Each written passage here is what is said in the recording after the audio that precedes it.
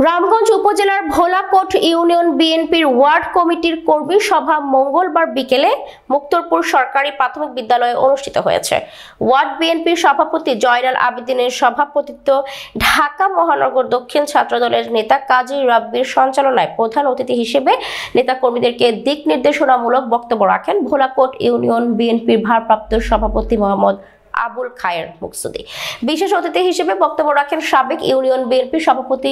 ওহিদুর রহমান মোল্লা, union বিএনপির সাধারণ সম্পাদক মোহাম্মদ নুরুন নবী, প্রচার ও প্রকাশনা বিষয়ক সম্পাদক জাহাঙ্গীর আলম, আব্দুল মান্নান, কাজী মোর্শেদ আলম,